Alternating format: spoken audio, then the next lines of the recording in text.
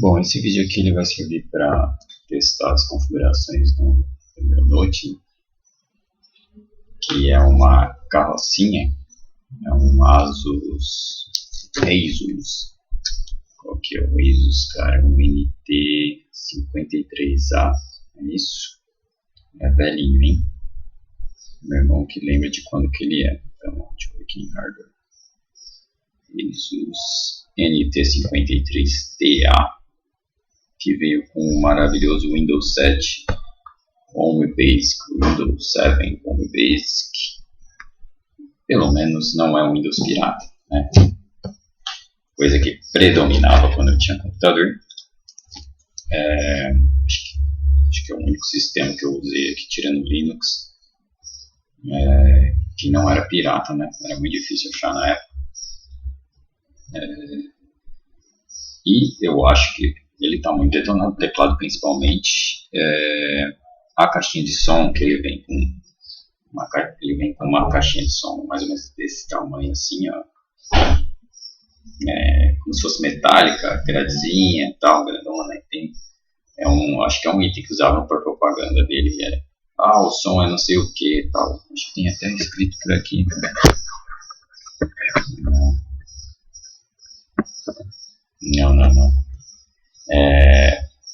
Depois eu acho o nome, é engraçado. Enfim, Oluf, um nome Oluf Bensen, um negócio assim, um negócio nórdico, um nome nórdico, algum nórdico desenvolveu. E que eu não sei porque, assim, não me lembro dos notebooks da época, eu nunca gostei de notebook, sempre tive desktop. E é uma porcaria tremenda, nunca assim, justificou toda a propaganda que eles fazem em cima, assim, nesse Note, é isso.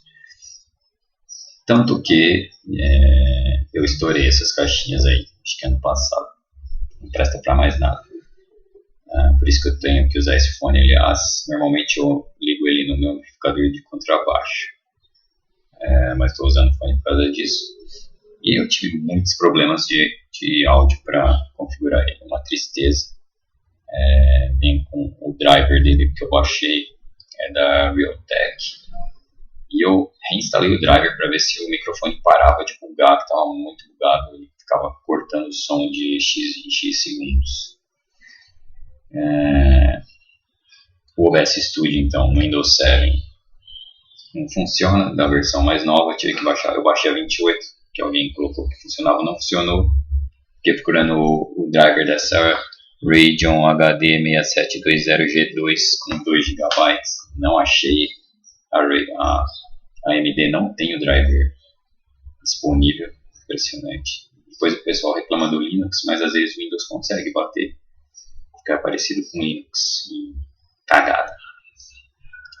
Aí eu baixei o 27, instalei o 27, é por isso que eu estou fazendo esse vídeo, mais para testar o OBS Studio no 27, parece que está tudo funcionando agora, depois de um longo tempo.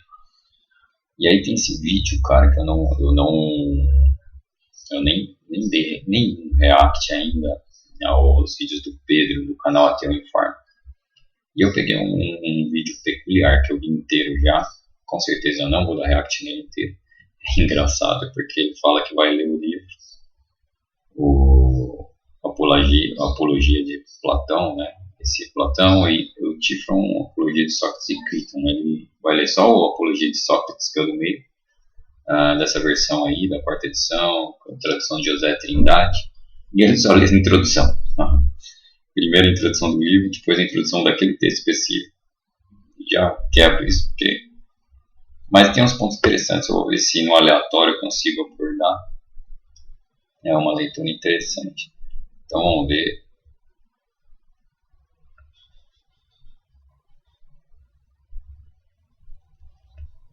Fala, meus amigos e minhas amigas e meus amigolhos, como é que vocês estão? Eu espero que vocês estejam bem. Boa noite, David, boa noite, Raul, boa noite, 1001. Prevejo vários flashbacks do texto de Aristófanes, disse Raul. Pois bem,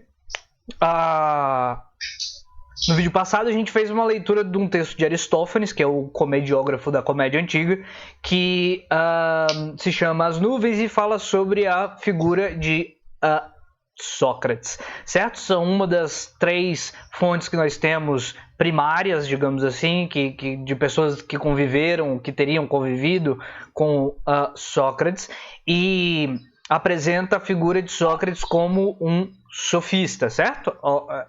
Nominalmente, inclusive, né? Chamado como tal. E as 2 imagens que aparecem, que vem à mente logo para quem está acostumado com a literatura platônica, é o seguinte: Sócrates é apresentado, por um lado, como uma pessoa vocacionada aos estudos das coisas da física, da natureza, e isso é tratado no humor de Aristófanes de forma pejorativa.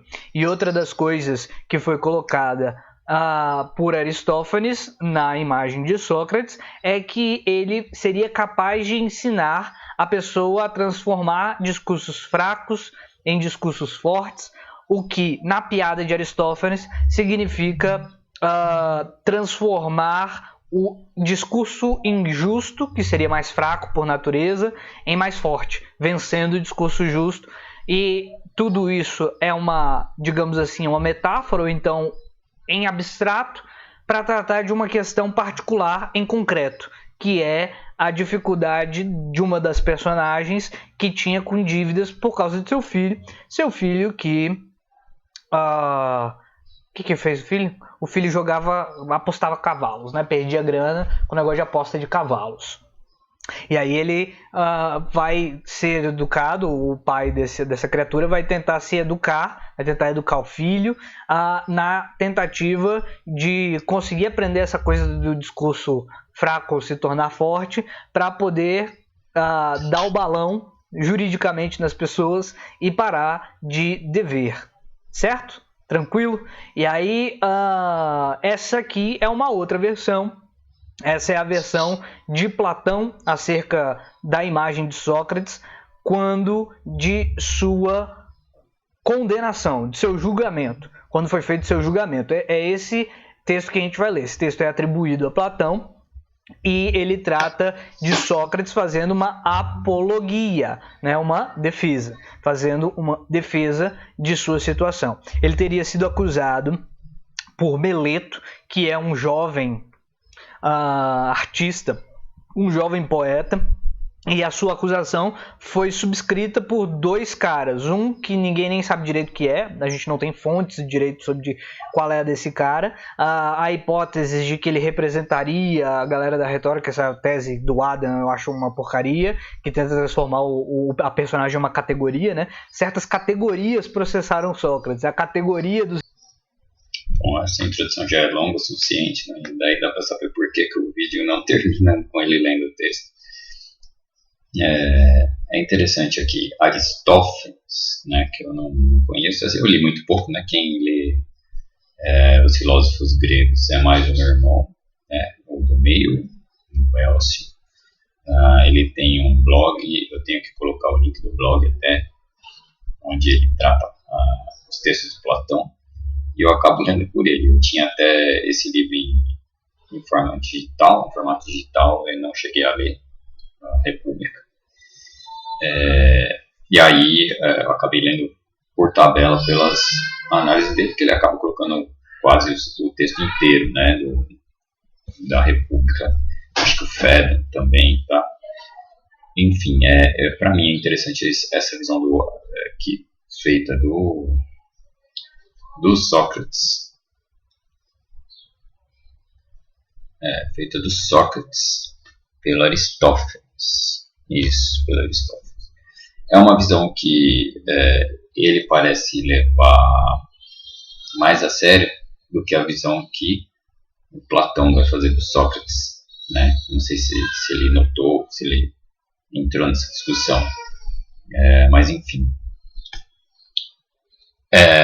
E aí é um pouco difícil porque ele mesmo fala, é uma comédia. Então, como é que você leva assim? Como é que você leva as duas? Você tem 2 tendências, né? Ele vai falar, e eu não sei se eu vou chegar, né? Porque é muita coisa, aí 2 horas e 23 minutos de vídeo do Pedro. E ele vai chegar aí e falar do Platão, que o Platão, na verdade, ele faz uma defesa, né, uma apologia do Sócrates, né? E aí ele vai colocar que essa defesa é uma defesa retórica, então ele tenta praticamente refazer a imagem do Sócrates, né? É muito importante isso que ele cita, que eu achei muito interessante, também não conhecia, como eu disse, conheço pouco. Ele vai falar aí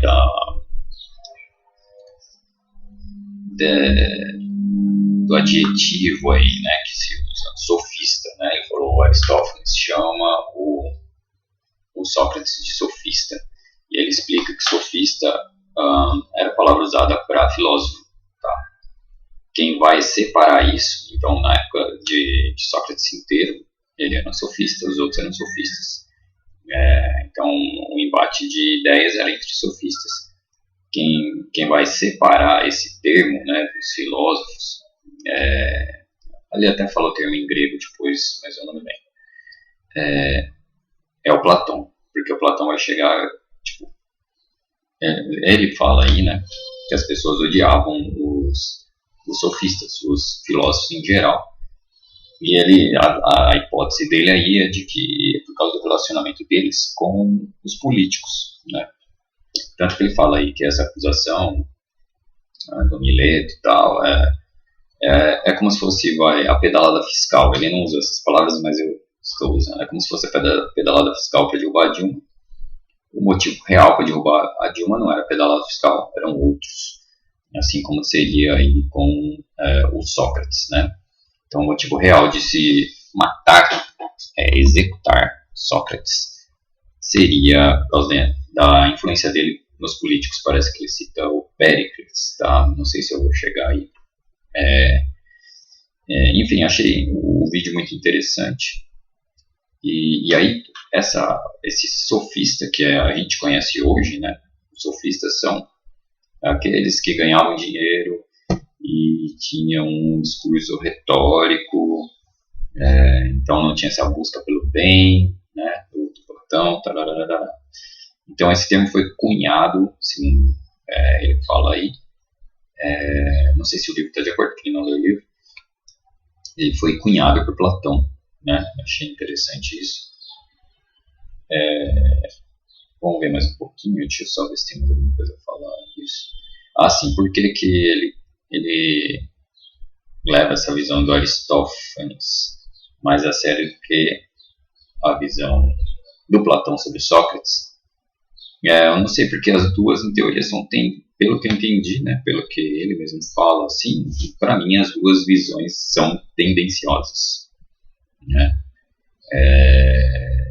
E aí, para formar a sua visão pseudoneutra, que neutralidade não existe, não sei, talvez você tivesse que fazer uma média aí na sua cabeça e por menos time, menos torcida. Não sei se eu tive a impressão que foi meio uma torcida assim contra Platão. Mas ele mesmo fala que ele não gosta mesmo do Aristóteles. Do Platão, até que ele acha legalzinho, né, tirando o que ele fez na bola que a Itália chuta, né, que ele chama aí um recurso mnemônico para se lembrar da ilha ali, Saracusa, o nome da cidade que fica nessa ilha. Não é Córcega, mas deve ser a ilha da Sicília, aqui na Itália, tá? Então, parece que assim, também não conheço nada a respeito, estou me baseando no que ele falou. O Platão vai para lá e tenta interferir no governo de lá. E aí parece que ele não gostou muito dos resultados, tá? Pelo que eu entendi, a pira do Pedro com o Platão é esse negócio de que as ideias, tipo, a teoria bonitinha pode ser bonitinha, tudo legal, só que o problema é que os humanos são humanos e o Platão e, por tabela, o Sócrates, né, querem algo que os humanos não conseguem. Eu entendo mais ou menos porque pelo que eu leio dos textos, né, é uma coisa bem que poderia ser levada com uma ligação com a religiosidade, né, com a espiritualidade, que é a busca pelo bem, pelo bem, pelo bom e o belo, né, do Platão e do Sócrates. E aí realmente você foca muito no que eles chamam de virtudes. Ele vai falar aí que excelências, ele prefere a tradução excelências, e que é muito difícil mesmo. Se você ler os textos do meu irmão, é um negócio realmente parecido com o que Jesus pede, né, e talvez outros aí, que é um desapego do material. E aí eu até falei, talvez um dia, né, comentei no vídeo dele, talvez um dia a humanidade mude, né? Não acho. Ele coloca aí que não, mas eu não sei. Ele fala que o humano lá atrás é o mesmo, com as mesmas necessidades biológicas. Eu gosto de guardar 1% de que talvez a humanidade mude isso, né? Tanto nos imperativos biológicos também, como a evolução biológica, não sei. Por tanta influência, assim, a gente tem tanta coisa que é a influência da sociabilidade, do nosso desenvolver na nossa biologia, que eu não duvido que mude, mas vendo que hoje eu realmente tenho aí os 99% de achar que não vai mudar, né, cara? E aí as ideias de Platão e Sócrates ficam muito difíceis de serem aplicadas. Então deixa eu ver se tem mais alguma coisa. Aqui no começo eu vou tentar dar uns pulos gigantes, porque a minha introdução também foi tão longa quanto a dele. Os retóricos, a categoria dos poetas, a categoria dos políticos. Não é exatamente isso que está no texto em lugar nenhum, né? Isso é Sócrates. Existe um texto chamado Carta Sétima, que é atribuída a Platão. Tem várias cartas, acho que são 13, se me lembro bem, atribuídas a Platão. E aí a Carta Sétima há uma discussão se a carta é dele, se não é, se refere historicamente, se não refere e tal. Tem uma discussão sobre isso. Até a discussão é curiosa porque muitas vezes rejeição ou não rejeição da titularidade da carta se... Essa Carta Sétima aí que se refere à estadia dele na ilha, tentando influenciar o governo lá, tá? E ele comenta que tem gente que gosta da obra de Platão, não gosta dessa parte, fala, não, isso daí não é dele, né? São opiniões aí, né? Não tenho opinião a expressar sobre isso. Não sou eu, né? Vocês odeiam. Agora, para você odiar o sofista, você tem que me dizer o que é um sofista. E aí ele cria as características que separam a figura dele própria dos sofistas.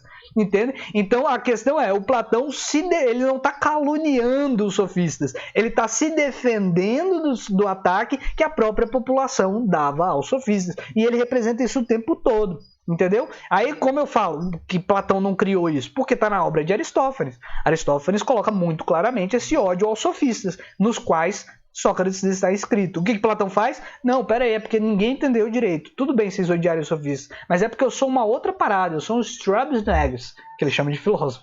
Entendeu? Então Strabisnags não é a mesma coisa que sofista. Eu até entendo vocês odiarem os sofistas, mas Strabisnags é um outro nível de intelectual. Entendeu? Por isso que ele é o sofista dos sofistas. Com a articulação da linguagem, ele conseguiu convencer todo mundo a continuar odiando o sofista que todo mundo já odiava, só que passar a achar que ele é uma outra parada. E isso só com a articulação da linguagem. Só exclusivamente com a articulação da linguagem. Ele também fala aí que, por exemplo, o filósofo que talvez ele entre, eu não lembro não, mas o filósofo que o Sócrates rebate, eles na verdade não tinham uma diferença extrema entre eles, pelo menos é o que Platão acha, na opinião dele aí. E que na verdade ele não renega, não chama de burro esses sábios, fala, nossa, você é uma... Então, na verdade ele fala, nossa, cara, você manja, só que você não manja tudo, você não veja bem. E aí ele vai refutando, assim, tanto Sócrates depois como Platão tem essa ideia de que o cara não manja porque faltou um conceito que eles usam, né? Que eu acho que esse conceito do bom, do enfim, ou seja, então é uma continuidade do trabalho desses filósofos, né? É interessante também, eu já estou adiantando isso porque eu não sei se eu chego nele nessa parte, né? Pontos de partidas diferentes passaram a convergir numa espécie de relação estilística da obra de Platão, que, no senso mais amplo, dividiria em três núcleos estilísticos, digamos assim. Três núcleos. Ele está explicando que ele não concorda com essa hipótese, é que muitos estudiosos separam por estilística, né, que é um método de identificar estilo de escrita, para poder falar que para poder depois afirmar que um é uma época, tem outro. Então eles separam os textos em três fases, que é do Platão jovem, o Platão mais velho e o Platão bem mais velho. E aí que ele tipo, fala que ele muda de ideia, né? Primeiro ele apresenta pelo que eles falam, né? Primeiro ele apresenta praticamente só o que o Sócrates pensa, depois ele elabora em cima do que o Sócrates pensa, seria a segunda fase, e na terceira fase ele critica a própria teoria que ele desenvolveu no decorrer da vida. E ele fala que ele acha que isso é besteira, que na verdade isso colocaria o Platão como uma anta no começo, um moleque que só cita Sócrates, depois isso vai desenvolver. E o que ele acha é que na verdade ele mostra algumas evidências, é que o Sócrates ele faz como os diálogos, né, que ele aplica, ele diz, relata do Platão, o Platão relata do Sócrates. Então o Platão ele coloca a primeira fase de textos, é como se ele estivesse colocando a questão, e aí a segunda fase refutando, e a terceira que ia para a conclusão. É isso que ele acha, que não tem essa separação cronológica, muito menos de crítica e tal. Ele acha que é uma obra contínua. Ele vê uma continuidade na obra de Platão. Tá? Então, tem muitos trechos aqui que eu achei interessante, então não tem como, é muito longo, vai no aleatório. Lá a gente tem um problema. E por isso ataca, né? Porque ele está querendo dar conta desse problema. Ora, é o filósofo lá, o Protágoras, tá? Que eles vão complementar a ideia do Protágoras. Não acham o Protágoras um imbecil, é isso que ele diz. É próprio da dignidade de tal objeto de investigação a norma de origem divina, que todos os atos humanos devem acatar, que é a definição... É daí que vem a ideia do bom, né, da bondade e tal. Então, que é o que eles acham que faltou no Protágoras, pelo que eu entendi, tá?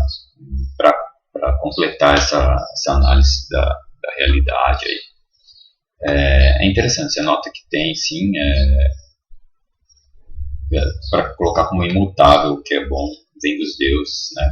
Então, esse é o objetivo que os homens deveriam seguir, tá?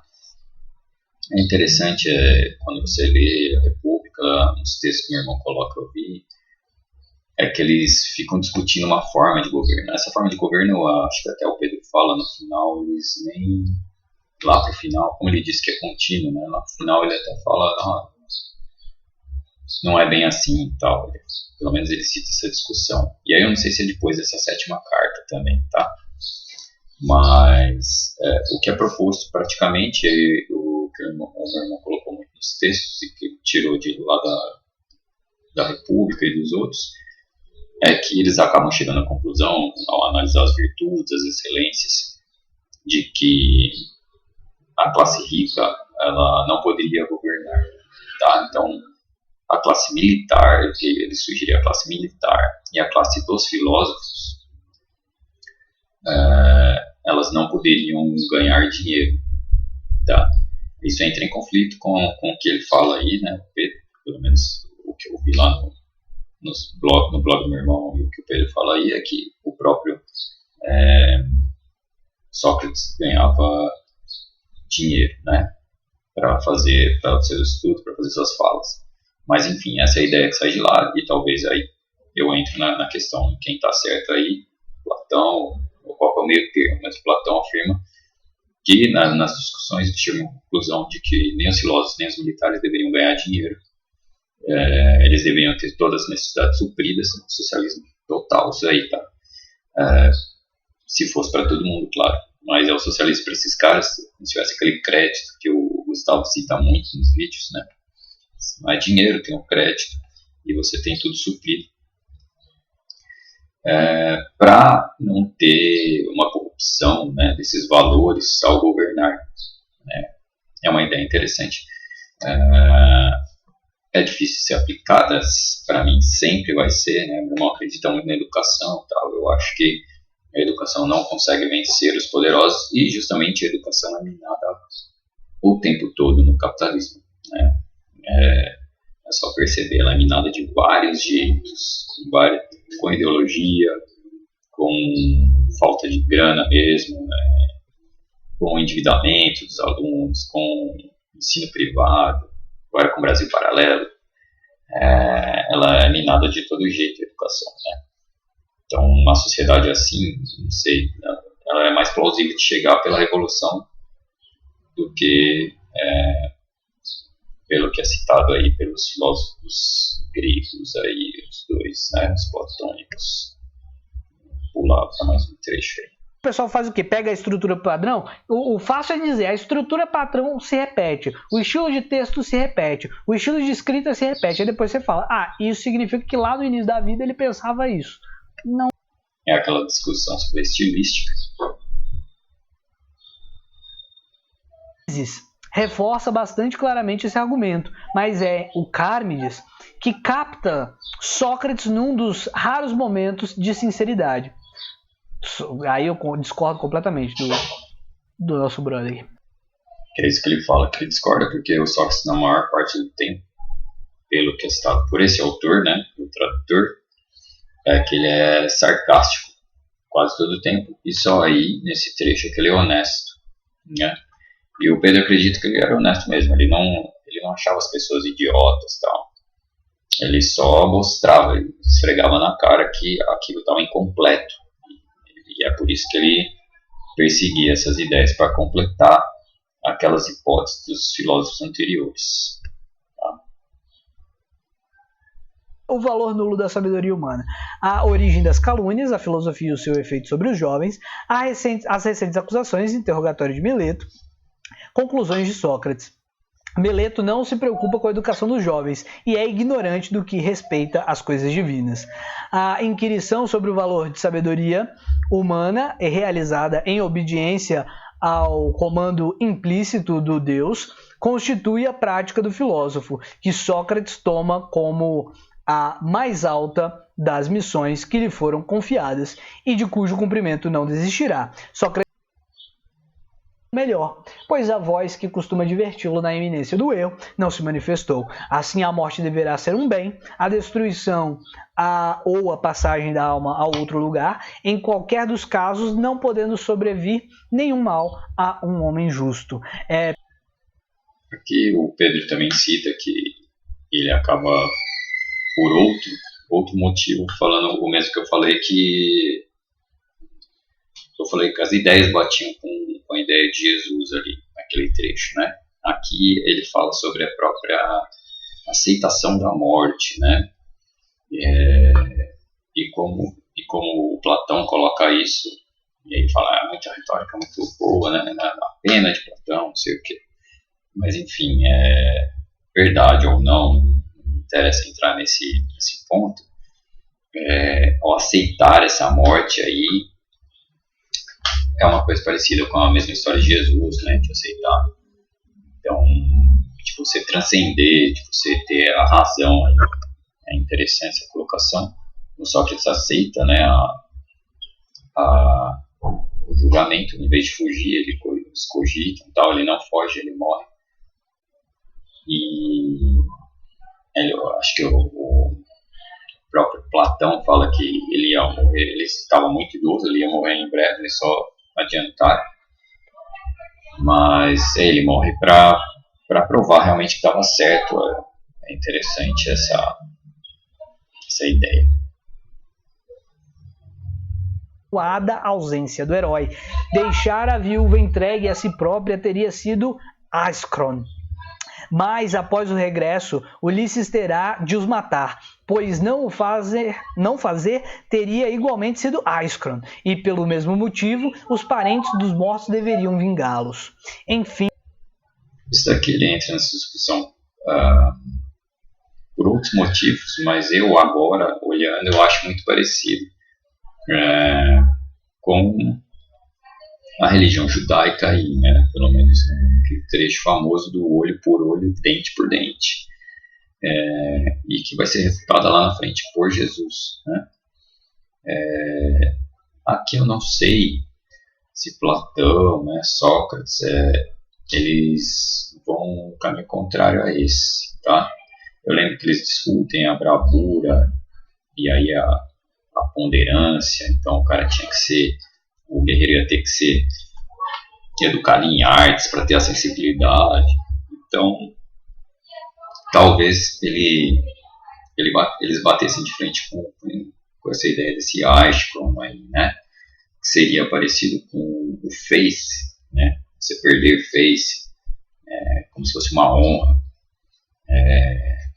que eu acho que também é presente na cultura árabe. Eu estou falando por tabela, porque em jogo de RPG, né, em Birthright, a gente tem um povo na ficção ali que ele remete ao povo árabe, que são os Kinaz, né? E aí eles têm isso de Hakim, Face, é um conceito muito importante no dia a dia daquela população, a honra, né? É interessante que eu achei essa ligação legal aí. Caminhando para o final aqui. Vamos pegar mais alguma coisa.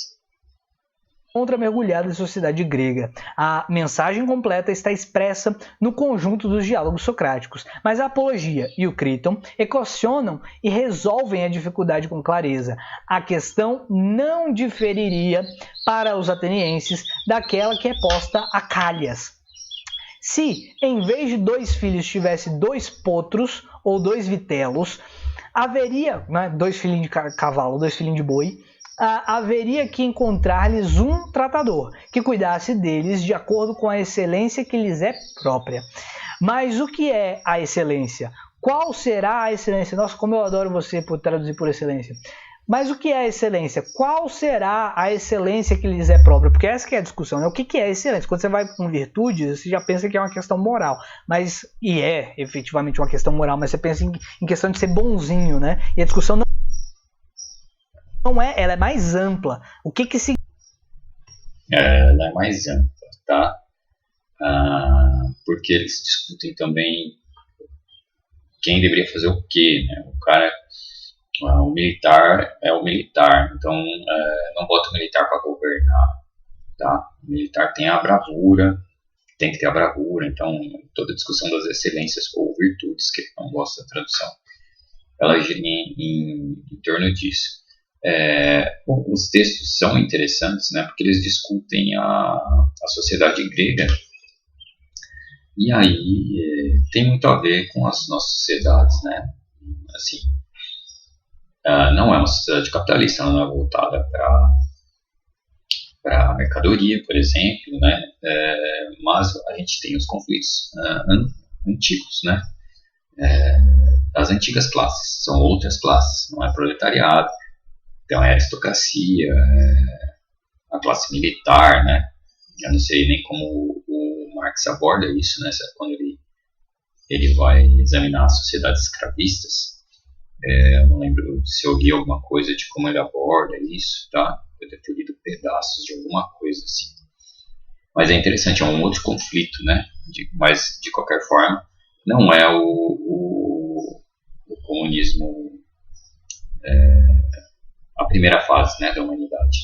O comunismo primitivo, certo? Já é uma fase cheia de conflitos na própria sociedade, na própria tribo, né? E aí esses filósofos tentam resolver muita coisa discutindo isso. São textos muito interessantes. E aí o Pedro fala que é fácil de ler, né, o Platão, porque ele usa uma técnica de literatura da época, ele fala o nome, eu esqueci, que não é ela é literária, assim, então é mais fácil. Eu não acho tão fácil, tá? Ainda mais porque eu tenho pouco tempo e às vezes eu vou ler isso no fim do dia, depois de trabalhar, né, e o blog do meu irmão, e aí eu tô com sono violento, já é difícil, tá? Pra mim. Mas eu creio que seja mais fácil mesmo do que muita coisa que tenha de filosofia para ler. Porque é em torno desses diálogos, a forma de se discutir as ideias é toda em cima desses diálogos entre os personagens para chegar a alguma conclusão, né? Eu acho que é isso. Deixa eu ver se tem no finzinho aqui se tem mais alguma coisa.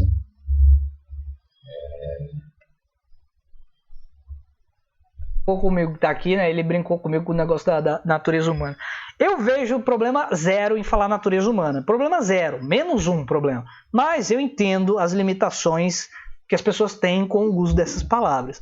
Mas veja, o meu ponto é o seguinte: as estruturas das relações humanas, elas não se modificam no tempo e no espaço. É o seguinte: se você me der um soco hoje, ou se você der um soco no Sócrates, há 500 anos atrás, no olho, esse soco vai doer igual, entendeu? Esse soco vai doer igual. Aqui eu tô na sensibilidade. Gaguejou, perdeu a razão. É a brincadeira que a gente faz aqui. Mas eu queria falar o seguinte, né? Ele está pensando no período histórico da humanidade, certo? Eu pensei mais no período biológico da humanidade, né? Eu acho que o Homo sapiens, ele é o resultado de uma evolução, né? Das várias espécies aí. E aí, nada impede que daqui a um tempo muito longo para frente, se a gente passar pela a barreira, né, da extinção, esqueci o nome que tem essa teoria, né, essa hipótese aí das sociedades avançarem e passarem uma barreira de extinção, que é uma das hipóteses para explicar nós não termos contato com sociedades alienígenas, né? Seria por isso, por causa das extinções. Então a tecnologia avança tanto, o conhecimento avança tanto, que isso acaba levando à extinção daquela sociedade. Eu acho que o problema é outro, né? Primeiro, e aí eu vou dar uma fuga disso, né? Vou dar uma fuga, um enorme parênteses, ou não. Mas eu acho impossível não existirem outras espécies sencientes no universo, tá? Porque é gigantesco. Então a gente tem bilhões de estrelas em uma galáxia, né? Bilhões de galáxias, um cluster de galáxias, bilhões de cluster de galáxias, né? Não sei se as medidas são essas, mas é muito parecido com o que eu estou falando, tá? Vou decorar nunca um negócio desse. Bilhões de clusters de galáxias no universo em expansão. Então eu acho impossível não ter outra espécie senciente no universo, nesse universo mesmo, sem entrar em multiverso, né? Só que eu acho também muito próximo do impossível um entrar em contato com o outro, porque as distâncias são gigantescas e a gente tem a limitação da velocidade da luz, né? E do que acontece quando você viaja, né, próximo à velocidade da luz. Então a estrela mais próxima está o quê? 200 anos-luz? Não, tem uma menos que isso. Era Alpha Centauri, me lembro agora. Mas de qualquer maneira, se você for olhar, procura a estrela mais próxima e viajando a 0,99% da velocidade da luz, digamos que a gente consiga com velas solares, você vai saber, né? Só para chegar nessa estrela já é uma desgraça, é uma estrela mais próxima, imagina o resto. Então acho que o que responde o paradoxo de Fermi, esse tipo de coisa, é a própria distância. Eu acho que as civilizações sencientes vão conseguir se encontrar. Então, tudo isso para falar da extinção. Se a gente passa a extinção, acho que a gente pode ser seres humanos muito diferentes. Eu tenho o irmão caçula, até o irmão caçula falava, não, esses alienígenas que a gente vê pode ser, na verdade, viajantes do futuro para o passado. Realmente a gente estaria tão diferente que a gente apareceu o ETzinho viajando para o passado. Mas a viagem para o passado ela é mais difícil ainda de se defender, mesmo na ficção científica, do que a viagem para o futuro. A viagem para o passado é um negócio meio bizarro de se defender. Então, se realmente tiver alguma coisa em UFO, não sei o que, eu já vi umas coisas estranhas assim, né, difíceis de explicar no céu, mas se tiver alguma coisa, eu creio que seja algo dimensional mesmo, né? Alguma coisa de multiverso, né? De romper barreiras de universo, porque não tem outras alternativas para explicar alguma coisa dessa. Ou eu mantenho aí os 90% de que é algum fenômeno que a gente não consegue explicar ainda, e às vezes consegue, um balão meteorológico, satélite, não sei o que, mas vai mais nessa linha. Por fim, né, então eu acho que essa mudança no homem seria possível, né? Então talvez o homem do futuro ele sinta menos esses urges, né, fisiológicos, vai saber, não sabemos. E talvez até a sociedade, mesmo sem revolução, caminhe para um negócio meio do Platão e do Sócrates, né? Quem sabe. E eu até comentei no vídeo, não sei nem se está aqui ainda, acho que é a minha consideração final, que tem uma semelhança muito grande. Vamos ver se está aqui ainda. O YouTube estava bugando e apagando todos os meus comentários. Coloquei sim.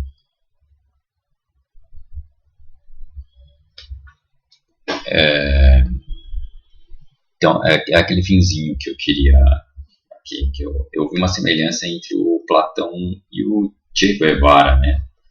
Porque o Che Guevara tinha certo idealismo aí, não idealismo, né? Mas ele tinha a ideia do homem novo, que ele explicita. Aparece naquele livro que eu falei, do livro Che, do John Anderson, e que ele procura evocar esse homem novo, em Cuba pelo menos, ou nos revolucionários, ele procura evocar isso aí pelo exemplo. Ele não é um cara de ficar discursando, pelo menos é o que dá a entender, tudo que eu li. E ele procura pelo exemplo, então você vê foto do Che em obra, né? Então, tipo, botando a mão na massa, tal. Acho que eu já testei em outros vídeos. E aí é uma semelhança com Platão aí, né? De procurar virtudes, excelências nos homens.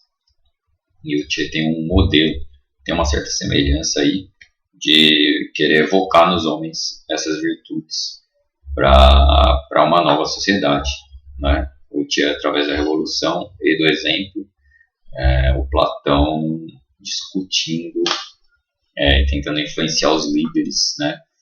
Para chegar na sociedade, talvez, e provavelmente através da educação, né? Enfim, essa é a consideração final. Achei bem interessante esse vídeo. É uma pena que não chegou a ler mesmo o livro. Eu não tenho certeza se eu acabei lendo por tabela esse livro do blog do meu irmão.